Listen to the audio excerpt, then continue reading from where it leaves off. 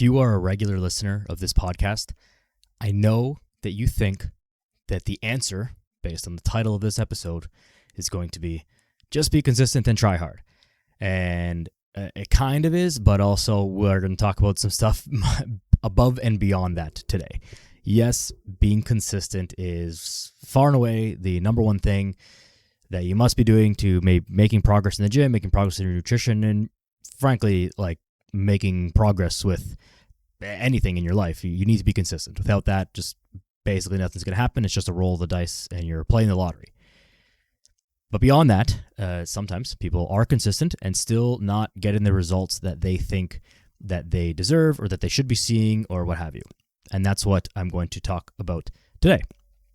It happens all the time, frankly. People who listen to this podcast, like yourself, and people who are just in the gym, you see them day in, day out. And this is frankly counter to some things that I've said before, where if you just show up and try hard enough for a long enough time, you'll kind of get where you're going or get where you want to go. And that's like, it's true-ish, but not totally true, right? Sometimes people are in there for a long time and they're fit. They're in shape. They're okay. They're not like crazy out of shape or, never lost a single pound or whatever.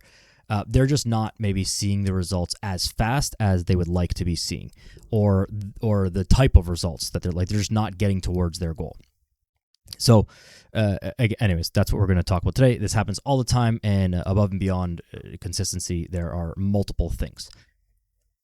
The first thing that is probably the most common, and it's like a less of a technical thing, so we'll get it out of the way first, is simply using the wrong measuring stick. And what I mean by that is when you say you're not getting the results, the first question that I will always ask is, well, what does that mean? One, what results are you chasing? And then two, how are you measuring that? We see this often. It's more common, if anything, with weight loss, where yes, you can see the scale going down, and that is a thing, but sometimes the scale is not really moving. And if we use other measurements, such as like your waist circumference or the way that your pants are fitting, or wishy-washy, but a body fat analysis, but not really the case here, only because the variability is too high, then we'll see that you actually are like getting leaner, because the goal is not to lose weight. The goal is to actually get leaner and have less body fat. And so if we keep that as the measuring stick, do we have less body fat? Then maybe we'll see that, hey, yes, the thing is working. Same as in the gym. Is your goal to get stronger? Then obviously your lifts need to be going up.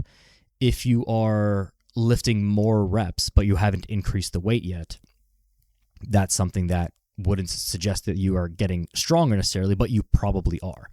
So it depends what you're trying to measure. Now, here's another thing that's maybe more real for this.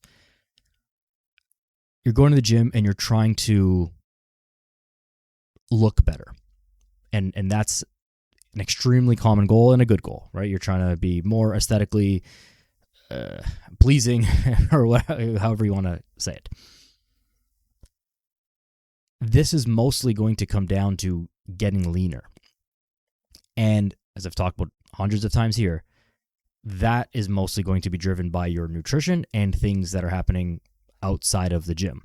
You can be hammering in the gym and getting stronger, getting bigger muscles even, and just having great results from your workouts, frankly, and not necessarily looking better, because the thing that is going to drive that the most, again, is getting leaner.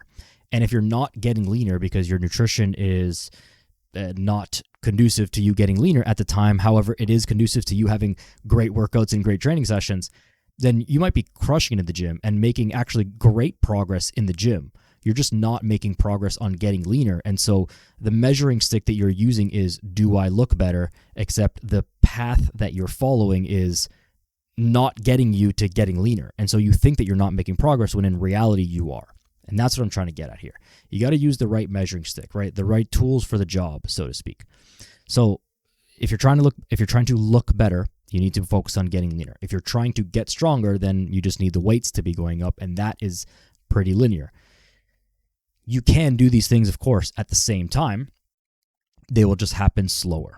Now, strength gain and muscle gain happens way slower than fat loss does. You may gain half a pound to 1 pound of muscle per month, and that would be like a pretty solid rate of weight gain, of muscle gain, pure muscle gain. There's times where it can go faster if you're newer to training or coming back off injury or off some sort of layoff or something like that. Obviously, performance-enhancing drugs completely change the game. So as a caveat to this and to all things, when you see people making like progress and gains that sound a little too good to be true, they probably are. Way more people are using various substances than you think they are. And I'm not even against it. It's just that it is what it is. And so we just be honest with it so that we're not leading people down the wrong paths. Separate conversation though. Strength gain and muscle gain is like relatively slow. Half a pound to a pound, maybe a little bit more than that per month if you're looking at the scale. And visually, that doesn't even look like much. If you add 3 pounds of muscle spread all over your body, it's just not going to look like all that much if you haven't gotten leaner in the process as well. Think about, if you're very simple math here. If you're 100 pounds, which your chances are you're way higher than 100 pounds or much heavier than 100 pounds, it's only 3% of your body weight, right? So if you're 200 pounds, it's even less, 1.5% of your body weight. You add 1.5% to your mass, it's just not that big of a difference. So adding 3 pounds of muscle is great progress. It's just not going to look that significant. And so adding muscle, oftentimes it feels like you're not getting anywhere because you're not measuring it the right way. So one is just patience with it and like kind of trusting the process and all that stuff and being patient.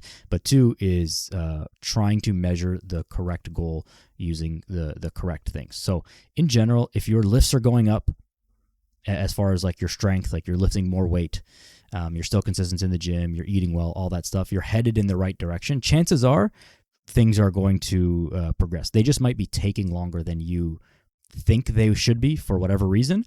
And that's what's holding you back. So be a little bit more patient is number one. And number two, make sure you're using the right measuring stick. And if your goal is looking better, you really got to focus on getting leaner. That is going to be the thing. It doesn't mean don't go to the gym. Like definitely still lift, but you really need to focus on getting leaner. That's the thing that's going to move the needle and be the right measuring stick for you to be using to achieve that goal. The second thing here, and this is going to probably be the longest piece, and the last ones will follow suit, and you will understand why as I explain it in a second. This kind of encapsulates all of it, and it's the biggest overarching theme that includes like approach to the gym, but also like technical aspects of what's happening as to why you're in the gym consistently and training hard, quote unquote, training hard, and not getting the results that you think that you should be getting. I will blanket statement as no or very little mind-muscle connection. That means, like, realistically, the actual mind-muscle connection while you're lifting, but also in the heart of what it is that you're doing. And there's going to be several ways that I will explain this. I'm stumbling on my words a little bit because I'm trying to, one, not make mistakes, and two, this is a little bit of an abstract concept, and it makes sense once we kind of get to the end, but I don't want to mess it up while I'm saying it and lose you. I'll tell a story, actually. This just came to my head from literally yesterday training a client. We were doing a tricep extension, okay? And he's a relatively new client. It's only his maybe third session with me. And so we're doing a tricep extension, which is an exercise that we've all done before. We've all seen it. It's done a million times. And at the end of his tricep extension, and if you're watching the video, you can kind of see this, but you'll understand just by explaining anyways, he was, extending his arms and then like curling his wrists out. And so you pull the rope down and then you flare your wrists and you turn your wrists out. And I said, cueing him while the thing, I said, stop, like, don't move your wrist. Just keep your wrist straight. And then we unpacked it after. And so that is a perfect example of what I'm talking about. When you're doing a tricep pushdown, you curl your wrists out. Your wrists are not connected to your triceps. I think we can all agree on that. You don't need to be an anatomy expert to figure that one out. So why do we do that? Why does that happen? And this is a very common thing. I used to do it. I see it in the gym every single day. Like, everyone does this thing with the triceps push down.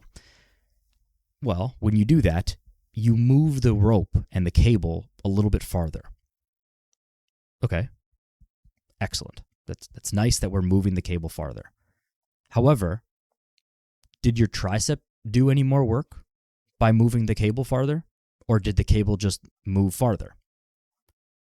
The answer is your tricep didn't do any more work by turning your wrist out. You did a little forearm thing that might be good, and that's fine.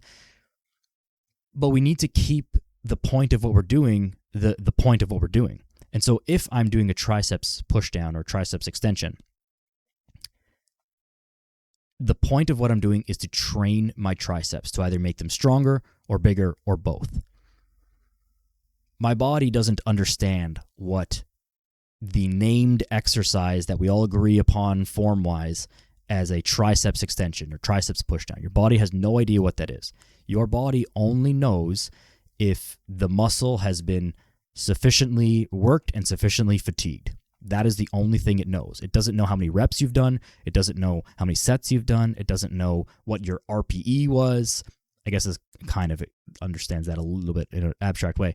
It doesn't know the exercise that you've done. It doesn't know anything else. It just knows, was this muscle sufficiently worked or not?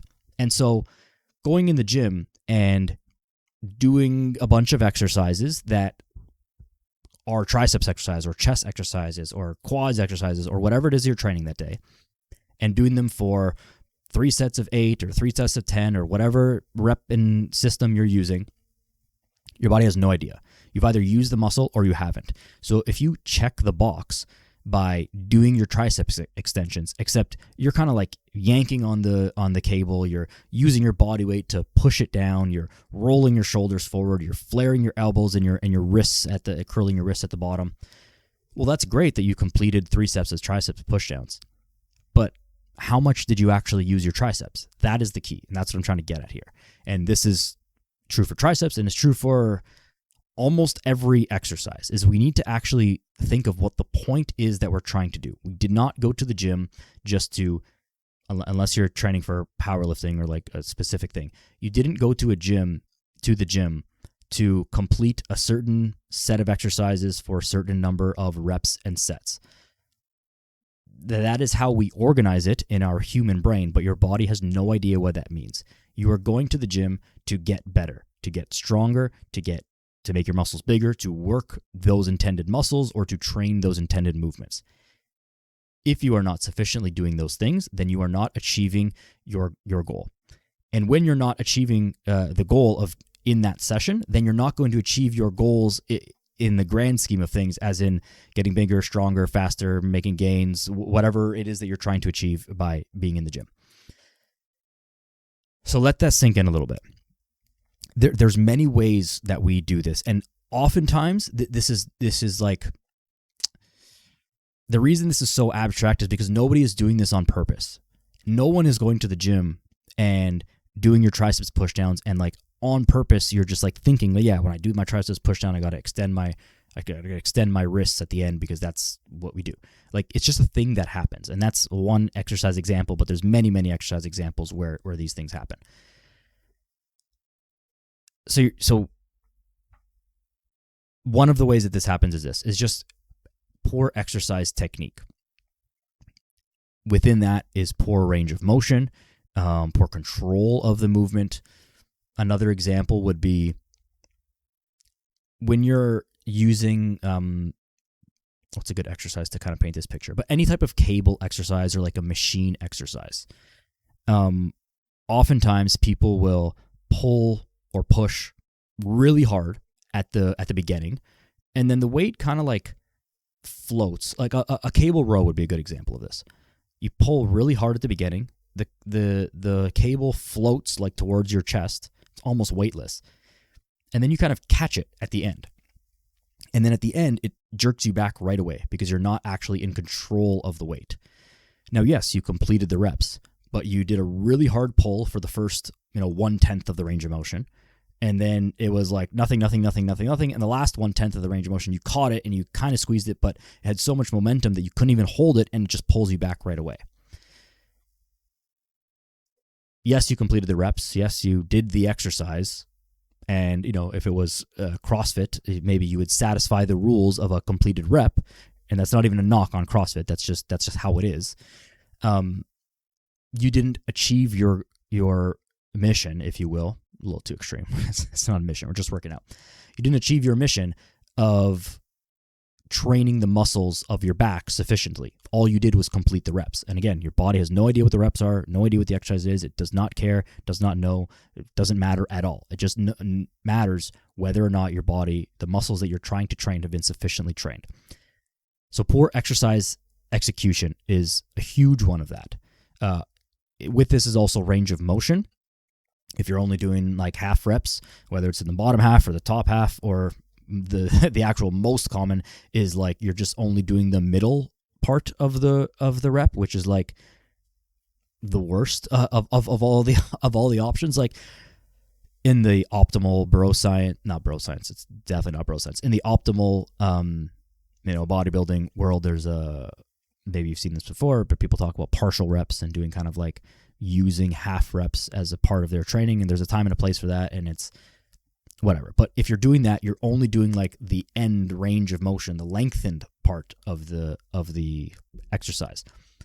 Most of the time, people end up doing only the middle part. So again, if we're talking about a row, if you're watching on video, like this, where my shoulder is pulled forward, would be the end range, and then this all the way back here. Then my chair is getting in the way, but all the way back here would be the other end range. And then people are like not fully extending and then not fully squeezing, and then they're just doing the middle half. If you're just doing that, it's fine.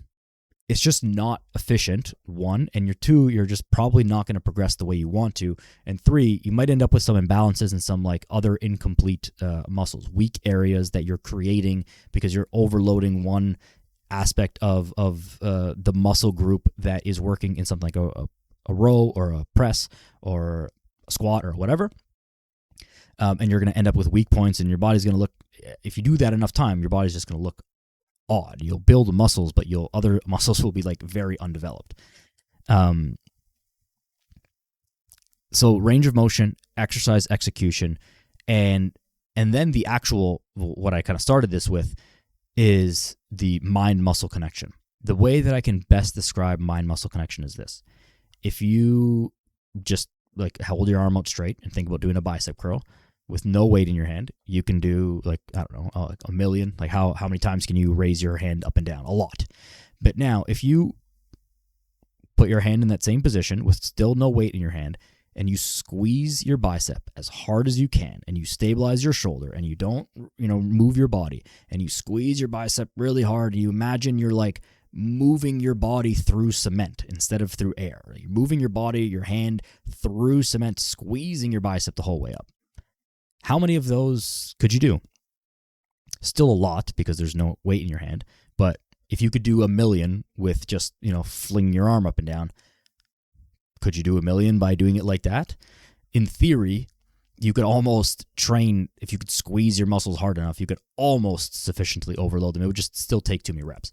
But if you can translate that same thing to every other exercise you're doing, biceps, curls, triceps, chest press, whatever, squats, whatever thing, if you can really lock in from your brain, the mind, to think about squeezing that muscle that you're trying to use, or that you're primarily trying to use, because in something like a chest press, you're using your chest, your shoulders, your back is stabilizing, your triceps, there's a few things going on there. But if you think about really pressing from the primary muscles that you're trying to recruit, you're going to get way more out of that exercise. And by way more, I don't mean that like, it feels harder. I mean that you are literally training the thing and squeezing the thing and improving the thing that you are trying to do. The goal, unless you're trying to be a powerlifter, is not to bench press more weight or bench press for more reps. The goal is to train your chest and to sufficiently fatigue your chest muscles so that they grow or get stronger. And yes, lifting heavier weights and lifting for more reps, that all comes into play with this. You have to do those things over time. But if you're always just chasing that, you're leaving gains on the table if you're not actually thinking about and doing your reps good and clean and trying to train the muscle as best as you can to push through that. So I know this is all a little bit abstract, and like, frankly, this all works better like in person when I'm working with clients to try and like really lock this down. I can really zero in on cueing them and specific things for them for whatever exercise it is. But the overarching thing here is that mind-muscle connection is extremely important, and you have to keep the main thing the main thing. I've said it probably 5 times already, and just one last time, and maybe I'll say it again. Your goal in the gym is to get stronger and to get bigger, to train the muscles, not to do exercises, not to complete reps, not to lift a certain amount of weight. Your goal is to train the muscles. So as long as you think about doing that while you're doing any of the other exercises that you're doing, then everything else will kind of take care of itself. So the other things that I'm going to mention, like that was number 2 of this list of 5. The other things are spin-offs of this. But if you can really wrap your head around this bit of an abstract concept, your training is going to be taken to a new level. You get way more out of way less, and that is the main thing. We want to be efficient. You're spending the time, you're spending the energy, you're buying the supplements, you're like doing the thing. Let's get a little bit more out of your training rather than just going in there and checking the box. That's fine to do. Like, there's a time and a place, and not every day is going to be your best day and all that stuff. But if you want to make progress, you've got to go in there and do the things that are going to make you make progress. And that is, again, not necessarily just doing reps and doing XYZ exercises. Spinning off of this, number 3, training intensity. I think we have established by now that we need to train hard, and this is a combination of things of also using the right measuring stick. So one thing that I see very commonly is people say that they train hard. What they mean by that when they feel like they've trained hard is that the sets that they're doing make them out of breath. Okay? Now let's go back in time a little bit to thing number 2. We need to keep the real goal the real goal. Doing a set of 12 or 15, or even if it's lower reps at 6 or 8, and at the end of that set, you're breathing heavy because the weight was heavy, because you're moving your body a lot, because there's a lot of muscles involved, because you're holding your breath, and at the end of the set, you're... Sorry, that's probably really annoying to listen to if you're listening headphones. I apologize for that. But if you're breathing heavy at the end of the set, does breathing heavy at the end of the set mean that the muscles or muscle that you were trying to use were sufficiently worked? The answer is no. It could be. If you also do a really hard set and a really good technical set, you likely will be out of breath. So that is true. However, you are not out of breath because you did it right. You're out of breath and you did it right. There's 2 separate things going on. You can do a set of 15 whatever that's like pretty light and like really not all that intense, but you do it fast, or you do it with holding your breath or something like that, and you could be panting and barely able to catch your breath at the end of the set, and you will have made 0 progress in that exercise and with whatever muscle that you are trying to train. This is extremely common, and probably the most common way that training intensity is confusing to people, where they think that they're working really hard because they're sweaty, because they're out of breath, and even because they're sore the next day. That doesn't necessarily mean that you train the muscles that you're trying to train sufficiently. So the way to do this correctly is, again, going back to the mind-muscle connection. Lock your form in. Lock your range of motion in. Get that mind-muscle connection working so that by the end of your set, you can be very confident that the muscle or muscles that you're trying to work with a given exercise are sufficiently worked by the end of your sets with that exercise. And this goes for every set and for like the entirety of your workout across all the exercises that you're doing for the day. If you're out of breath at the end of that, you should be. That's great. But make sure that the muscles have also been sufficiently worked. That is how we make sure that our training intensity is high and, again, sufficient to facilitate muscle and strength gains. Now, if you're not training hard at all and you're never out of breath and you're never sore and you're not like pushing kind of close to failure and all that stuff, I assume that you are doing all of that if you've got this far and you're even listening to this. So like if you're not, a lot of people frankly are straight up just not training hard enough. It's not even that they're out of breath. It's not even any of that stuff. They're just like being a little bit of a wuss and it's like, oh, it starts to burn and then they just put it down. There's a famous line from one of the Pumping Iron documentaries. I'm pretty sure it's from that, where Arnold Schwarzenegger talks about, I'm pretty sure it's him. But anyways, it doesn't matter. Talks about how he doesn't start counting the reps until it starts to burn. And it's like kind of, him being macho and whatever. But there's also some truth to that.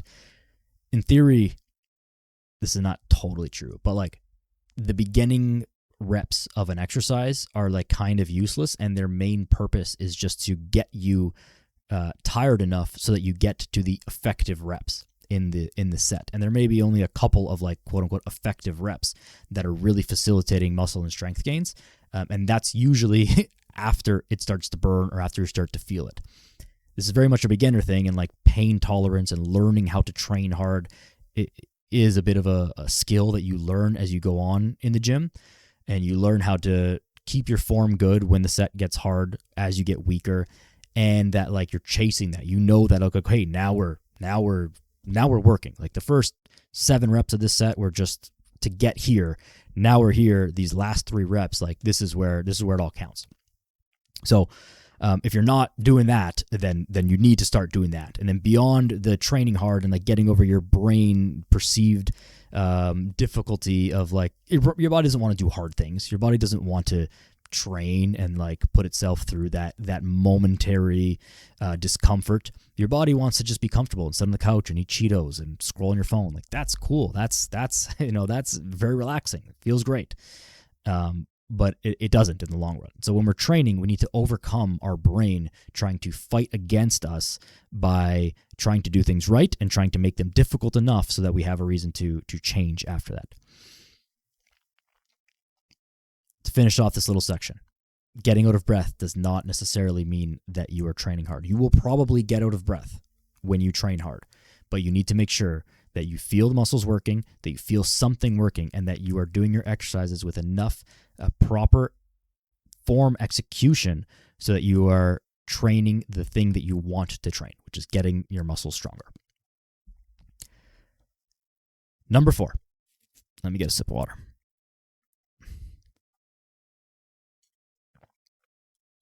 Number 4. I've talked about this many times in different contexts and different episodes. And frankly, this is like I really struggle to think that, to understand how this is still a thing, that there's so many people who are still going to the gym with just like no workout plan. Like you just come in here, and these people are coming like multiple times a week, every week. You just roll in and you just do whatever every day, like all the time. And then you're like, yeah, man, I'm just not getting the results. I'm like, but dude, like what? You have no plan. You're not aiming at, literally not aiming at anything. It's almost impossible. Not impossible, but it's very difficult to make results, to get results, if you're not even aiming towards anything. So you need to have a plan. And the reason that I'm so like confused straight up about why people don't have this is because it has never, ever been easier than it is right now to have a workout plan that at least doesn't suck very badly. You might not have like an amazing workout plan, but it's really easy to get a workout plan that's like at least a 7 out of 10, at least. You can ask ChatGPT or Grok or whatever. You can download my free workout program, or literally every other trainer almost has free workouts. There's millions probably of free workout programs on Instagram, on Twitter. Even from when, not that I'm so old, but like from when I started working out, from the bodybuilding.com days, there was tons of free. I don't know if there's millions on that website alone, but there's like so many free workout plans available on those things. Every trainer probably has multiple free workout programs available to you, and like straight up will just give you one. It might not be the best one for you. It might not be with context. It might not be whatever, but like a generic free workout program. Like, hey, take this. This at least doesn't suck. It's so available that to the point where it's like, man, how did you even get to the gym this many times without seeing something and be like, yeah, maybe I'll just like download one of those and like take a look. You think you're a cool podcaster and you're a big shot, and my timer just went off because I gotta go deal with laundry. It makes me, it's a real humble ego boost or ego destroyer right there. Fuck, I forgot what I was saying. Yeah, like how did you get this far in fitness? You've been going to the gym regularly for a year and like you don't follow a workout program. It's confusing to me. So if you're one of those people, I'm not saying that you're a bad person, but like you need to figure this out and it will make a world of a difference. Get at least a free one. If you get a coach to make a proper personalized plan, that's obviously going to be better. I'm happy to do that for you, but like at least please get a free one. Consult with ChatGPT if you will. It won't be perfect, but it'll be like good enough. And if you have a plan, you have something to aim at. This is just the same thing with anything. You try and build a house with no blueprints. Like, yeah, you might get it done, but we're going to make so many mistakes along the way. You're going to forget things, and you're at a bare minimum going to be incredibly inefficient.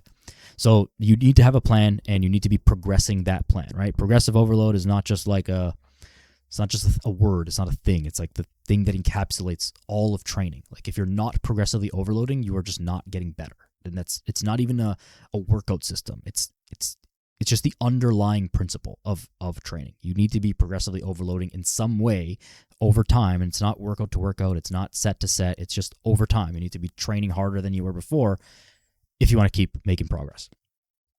But you can't train harder than before if you don't know what you did before. If you just do different stuff every time at different weights, at different reps, at different set numbers, at different exercise types, like it's nice. You get the benefits of general exercise, but you might as well stay home and just do a bunch of jumping jacks. Like it's the same thing.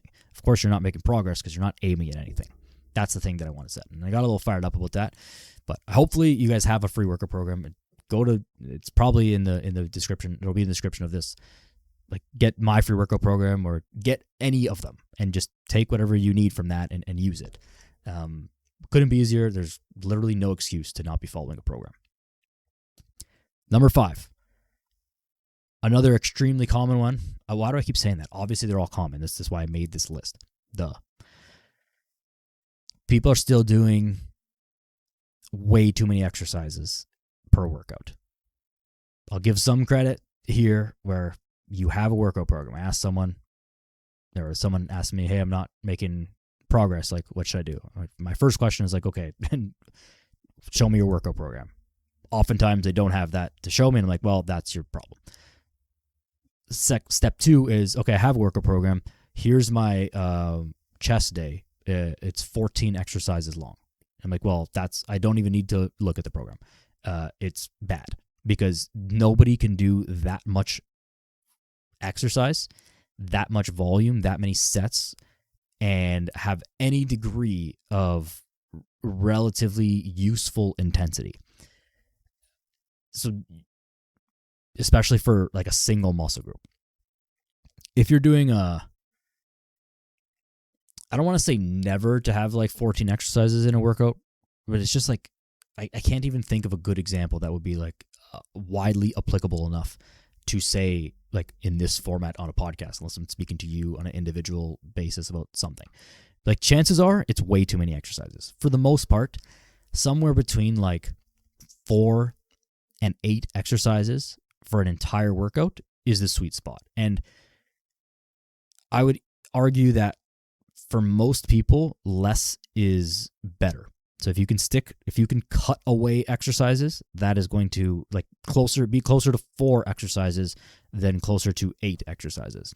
In fact, I've had a number of clients now who they train in either like a condo gym or they travel quite frequently, and so they have like a home gym with like not a ton of equipment, and then they're often in hotel gyms and stuff like that, which is not obviously optimal by any stretch of the imagination.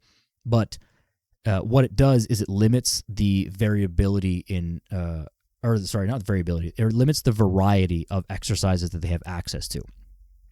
And it also limits the time that they have to work out. So these people are working out for like, their workouts are maybe more frequent sometimes, but they're like 25 to 40 minutes tops kind of thing. And in 40 minutes, you're definitely not doing like 12 exercises. There's just literally not enough time for that. And so some of these people are training, some of my clients are training like, some of them have done workouts where there's only 2 exercises. It might be like squats and pull-ups or something like that. And, but like 2, 3, 4 exercises tops in 40 minutes kind of thing. And these people are actually getting better results than when they were training more and doing more exercises. Why? It's not because I'm magic and I'm so great and I have it's not. You can believe that if you like, but that's not really the thing. The thing is that they're getting in and doing exercises that are not wastes of their time. So we select the exercises that are more conducive to their goals, number 1. But then 2, they get in there and they hit them hard. So their training intensity, their form, all that kind of like mind muscle stuff is like really dialed in. Partly because I coach them on that. Partly because they only have a limited amount of time, so we don't have room for fluff. And partly because the exercise or the workout is shorter and there's less exercises, so you're able to stay mentally dialed in for the duration of your workout and for all the sets that you're doing. One of the things that I never really understood early on in my own like lifting career was a lot of people would take pre-workout supplements and they would talk about how the pre-workout supplement gives them this like mental clarity, mental boost. And I never really understood that. I'm like, why would you, like, we're working out, like, we're not doing calculus, like, what would mental boost, like, what are we doing here? Until I started to, like, actually learn how to train properly, and I was like, oh, yeah, when you train for real, like, you actually need to focus on the sets, the reps, the muscles, like, the exercise execution. There's a lot of focus that goes into a very productive training session. And if you're doing 14 exercises, like, the chance that you're able to, like, stay locked in and stay focused on that, aside from like your actual physical energy, is very low. And so you need to, so of the other benefits of using less exercise, one, you're not doing a bunch of junk volume, just getting yourself tired for no reason. You're able to physically spend the energy to work at a high intensity for the exercise that you're doing. And 2, you're able to focus. So you're able to keep that high degree of mind-muscle connection and all the encapsulating things pretty easily, or more easily rather, when your workout has less exercises. You're not thinking about a bunch of different things. You're able to kind of like lock in and focus for the duration of those exercises and then get out. And again, I said I was going to reference it multiple times because it encompasses everything. The thing you're trying to do is to train the muscles that you're trying to train. It's not trying to do the most exercises, not trying to do the most reps, not trying to do the most whatever, check the box. So if we can get in there and like work really hard for a shorter amount of time, and it doesn't even have to be a shorter amount of time necessarily, but like for doing less things but getting more out of it, all you care about is the results. You should not care about whether you did 4 exercises and had a great workout or did 40 exercises and had a great workout. It's unlikely that you would do 40 exercises. That's way too extreme. But 14, people, I see that every day. It's unlikely that you're having as good of a session that you could to get the result that you want, which is to train the muscles and train the movements.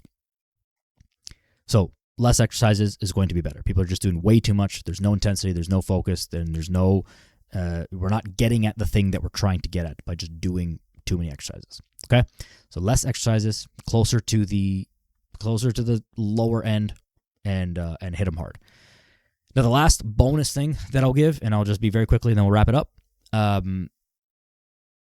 Not in the gym necessarily, but you are still probably not eating enough protein. I can only imagine how annoying that is to hear, because you have no idea how annoying it is for me to keep talking about it in this public, non-specific way, be it here on the podcast or just on social media, and just like me and all my trainer friends are like, dude, how annoying is it to like keep telling people about protein? Like I personally have made hundreds of posts and things about it, and so have all my friends, and like collectively there's millions and millions of posts, and it's not some big conspiracy. Like, we say this because it works, because every single client we have that's like goes from eating 0.3 grams of protein to eating 0.8 grams of protein per pound feels better and gets better results. Like, it just works. I don't want to say 100, but like 99% of the time. So if you listen to this and you're like, yeah, man, I do all that stuff that you said and I'm still not getting results. Well, the bonus is, are you eating enough protein? I would take I'm not a gambling man, but if I were, I would gamble that you're probably not. So hopefully that helps. I know that this was a little bit abstract, but if you can really wrap your head around this and just think about this as you go into the gym for your next session, like think hard about the exercise that you're doing and think about what you're trying to achieve and what muscles you're trying to work. And if you can work those muscles harder and have better form and better range of motion and better control and move the weight through your muscles rather than just finish the exercise, if you can do all that stuff, you're going to get results. They're going to come. And then just be patient, right? The measuring stick from the beginning.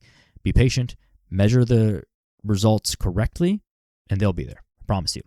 Working out is difficult physically to do, but all of these things are not rocket science. Like, this is all a very solved problem, right? We know very reliably how to make people lose weight, how to make people gain muscle, how to make people get stronger.